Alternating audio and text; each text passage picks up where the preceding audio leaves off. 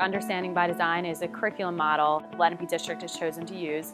It's a backwards design model where you start with the end goal or the big ideas in mind, and you design the curriculum and the units based off of those end goals.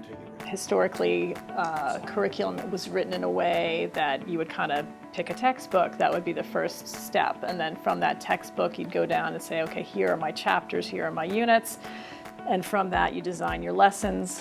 When all of those lessons are done, then you say, okay, I guess I should give them some kind of test on all of this information. And then you kind of just hope that they've understood something from everything that you've just done. Understanding by Design takes and reverses that whole process, and it says from the get-go, what do we want those long-term understandings to be? It's a way of thinking about the standards and the curriculum that we want to teach, not so much actually how to teach it, but designing the best way for the students to understand. You have the understanding of what you want the students to learn in the course, and you kind of think about those ideas before you actually start putting pen to paper. A very common question that teachers get is, when are we ever going to use this?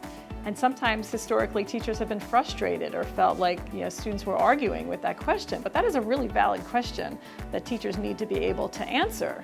And the answer is not, you're going to use this on the next test.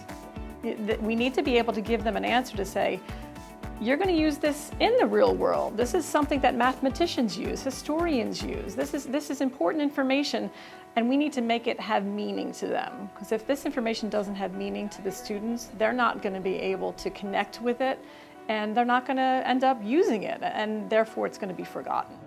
We needed to raise our standards and expectations for students, and in order to do that, we needed to raise our own standards and expectations, and UBD does that. This is a game plan. It's very precise. And I did write curriculum in the past before UBD for this district, and it is completely different at this point and so much better. Understanding by Design is really about designing understanding to happen in a classroom and not just letting it happen by accident.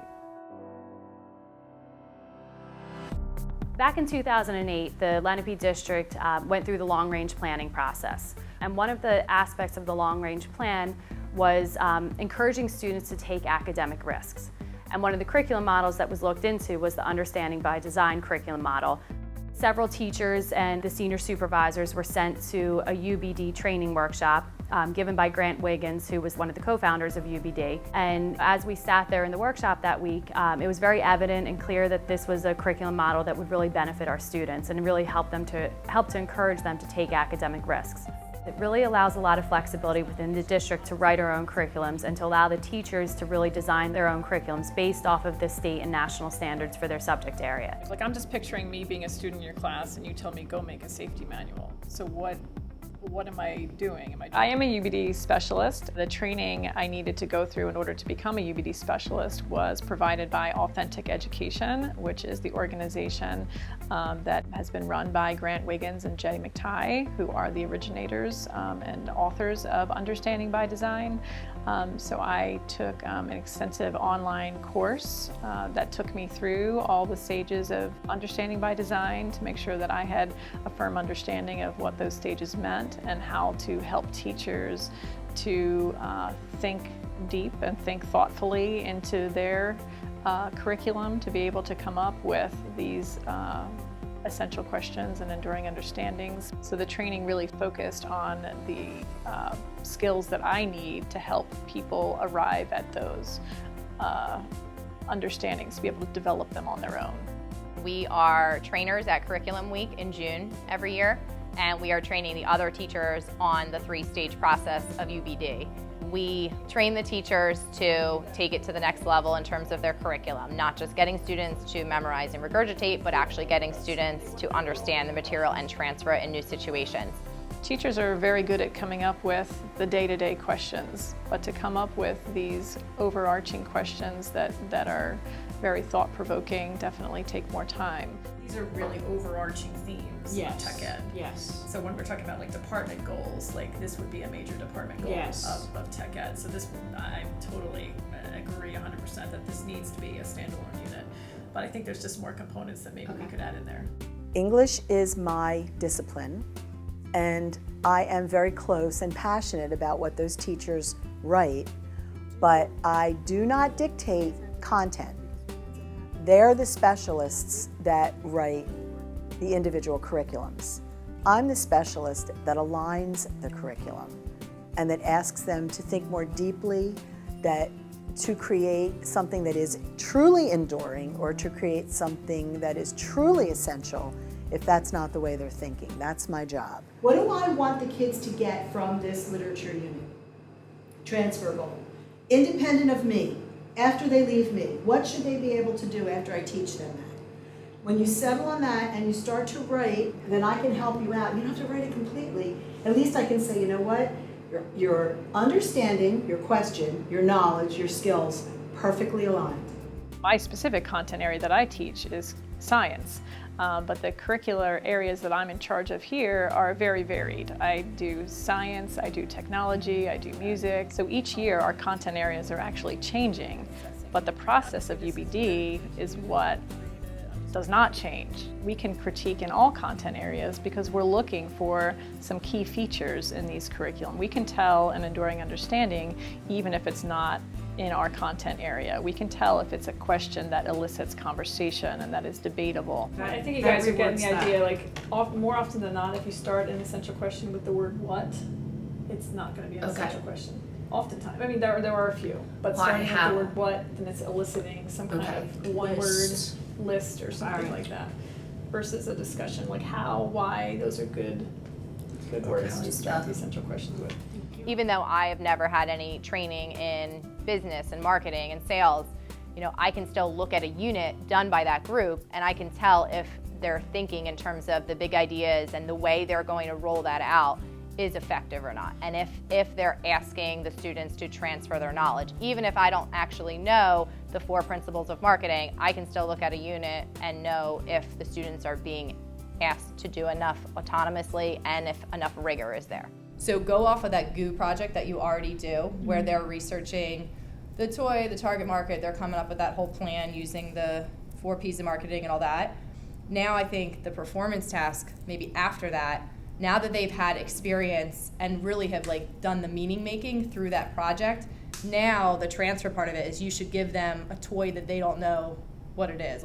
We need a way to make sure that, you know, all 4 kids in that project for the GOO thing understand the principles, you know? Right. As the senior supervisor, I work closely with the Understanding by Design specialist and hand in hand with the teachers so that we can make sure that, yes, we're fitting the format of what the curriculum should look like, but more importantly, that we're also hitting all of the core content standards, we're hitting all of the actual educational points and topics that should be included in that curriculum as we present it to the students during their time in that course. We could essentially take grammar and vocab and put it in all the units. Yes, you could. You know? We could do that, especially if vocab comes out of the reading. The curriculum writing process is based on a 7-year cycle. So the curriculum that we are writing this current year, it will actually be worked on and developed over the course of this year, and it will be implemented in the fall of the upcoming year. And then there'll be a whole nother set of courses that will be reviewed next year to be written, and then the process repeats itself every 7 years. That way the curriculum is fresh, it's current, it's always being updated. The curriculum are designed to be living documents. They're not ones that are just going to sit on a shelf and they're done and forget about them. So every 7 years, we're going to take a look at these curriculum and say, okay, are they the best they can be? And if not, then we can update them. Each year at Curriculum Week, the first day is always training led by the UBD specialists. And we do that because not everybody has written before. So we split the group into 2 groups at this point. The veteran writers are going through a review of UBD, and they're discussing any questions or concerns that they have with their senior supervisors. The rookie writers, the new writers, we're spending several hours with them going through each stage and how they could write each stage of the curriculum model. You're the designer here, so you're designing the right combination of experiences. You're determining what should go into that learning plan. They are given an extensive detailed plan as to what UBD is and how it is to be implemented. We give them lots of examples of what essential questions should look like, what enduring understanding should look like, what a performance task is, what a performance task is not. So it's really important that first day we let all of the writers know that that Unit 1 is so important to get feedback on that and to truly understand the best way that those 3 stages can be set up so that they can take that knowledge and apply it to the rest of the units in their course. Why doesn't your next decision be which unit do we want to start with? Okay. And I'll make it really clear, it doesn't have to be your September unit, it doesn't have to be Unit 1. You can start with Unit 3, Unit 5, it doesn't matter. Which one do you think might be the least challenging so that you can get the process, start to write the pieces and put them together, start with that, then you'll get it and then you can move forward. To wrap up the first day of the orientation, we are going to show them a video about frog habitats. We're going to give them something that they know nothing about, and we're going to ask them to then transfer that knowledge to something that they're not going to be able to do, which is make a frog out of origami. So we're purposely not aligning the knowledge and skills with the expectation of the transfer at the end. Why are the dotted lines not extended into the triangle? I don't know, that's something you're just gonna have to figure out for yourselves. So, the teachers obviously about 5 minutes into it got very frustrated, and then once they kind of realized what we were doing, I think that helped them to make the connection between the learning plan and what we ultimately want the students to be able to do. Previously, teachers may have done an activity that is fun and engaging and students love it, but unless it has direct correlation to what we want our students to be able to do, then maybe we shouldn't be doing it. And so what Understanding by Design does is it gives us a context and a framework to that and say, okay, there's reason why I do that activity. Not just because it's fun. And it may be fun, and we want it to be fun, but we want it to have purpose. And I think that's the biggest advantage to Understanding by Design, is it gives that purpose to all the things that we do throughout the units. So we didn't teach you anything about origami, we didn't teach you anything about folding paper. We really gave you no skills that would enable you to do this performance task. So should that video have been in the learning plan at all? No, there really was no point in having that in the learning plan. So an actual learning plan might include things, a background on origami. What is it? Where does it come from? Origami vocabulary words, there might have been words on that instruction sheet that you needed to know what they meant in order to be able to do it. The teacher should have modeled ways to fold paper, and then the students should have created a practice origami animal from step-by-step instructions, not a frog, but maybe a butterfly. And then when you get the actual frog, you're prepared to do that. So we, had a very flawed learning plan there, and obviously a very extreme example to show you, to point out some of what we've been trying to say today. We start out with our goals, and the goals come from the standards that we have, whether it's the New Jersey Core Content Standards, the Common Core Standards, or the new Next Generation Science Standards. Teachers look at the standards, decide what goals they want to have for their students, and then write what we call enduring understandings, which are these big idea connections that they make in the curriculum. Circuit planning can be communicated using schematic symbols. Like, would that just be a standalone thing, and then later on in your knowledge and skills section? We're going to do that. We get the components, parts of a circuit, what we could talk about, more detailed circuit planning. Stage 1 of Understanding by Design sets up for teachers what their purpose is. And it makes us think about our reason for teaching. And as soon as we start creating those understandings and developing those essential questions in stage 1, then we can think introspectively about what follows.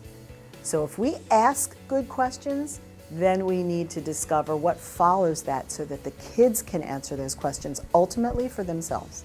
Does culture dictate family dynamics? You might just ask that, because you're about culture.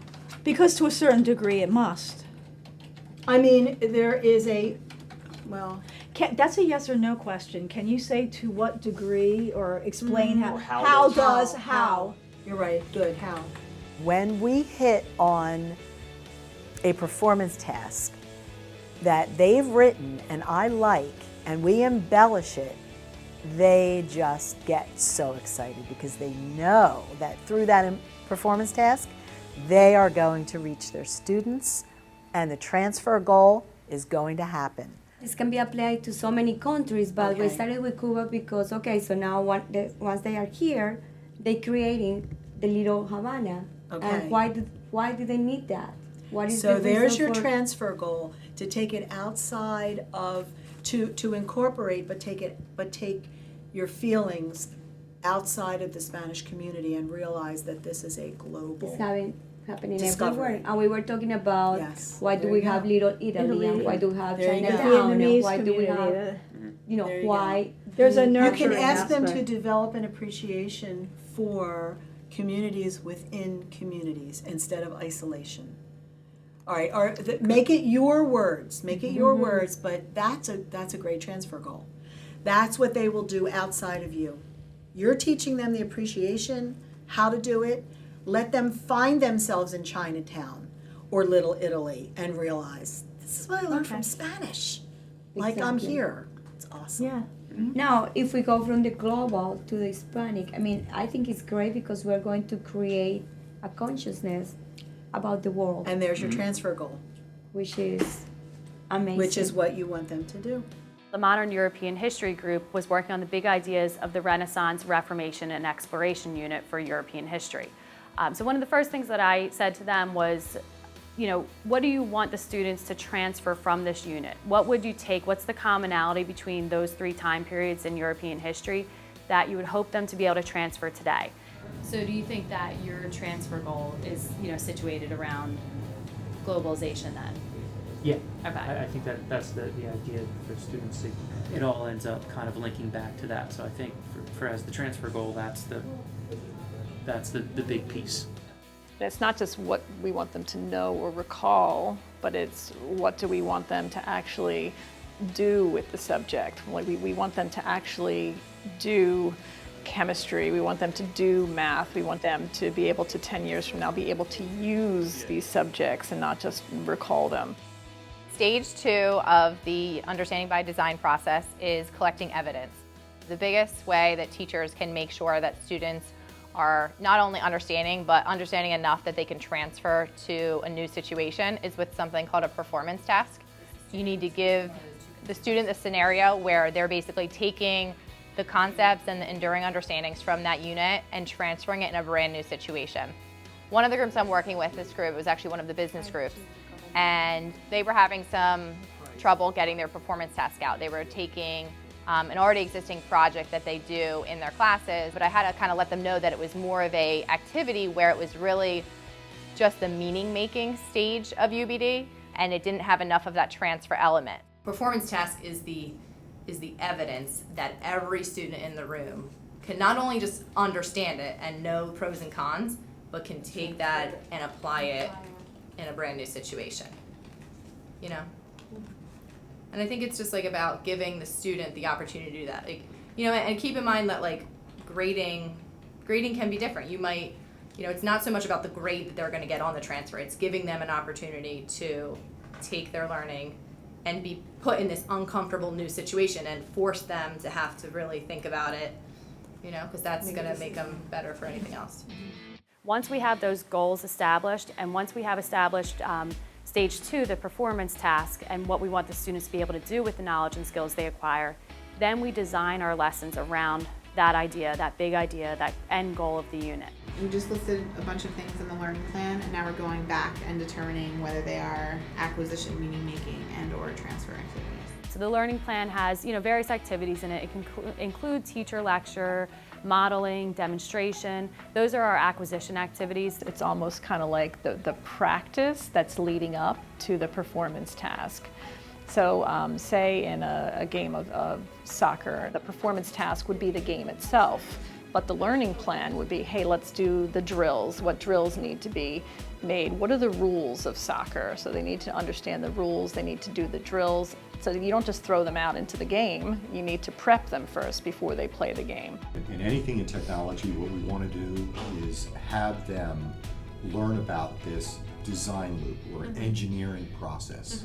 Then we use that process in every single project that we do.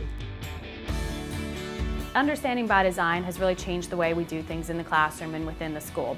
The curriculum model has encouraged teachers to have more buy-in to the curriculums and to what they're teaching. So you have to identify that before you can truly identify the main character. I hear the students in the hallway talking about the performance tasks that they're working on, and I know these are challenging assessments for them, but they really seem to enjoy doing them and they're learning a lot more from it, and we're really helping them to retain the information past just what might be a test or a quiz 2 weeks later in their class. You know, when I was in high school in math, I think, I did well in math, but I think I got through by just memorizing, recalling formulas, memorizing processes. I don't think I actually understood what I did or why I was doing it. There wasn't much real-world connection, and I don't think I was really asked to truly understand it and apply it. This is kind of forcing teachers to really look deep within themselves to find, like, what do I really want my students to understand down the road about these subject areas. So it really has them taking a different look at how they view their curriculum to really kind of focus on what is ultimately important.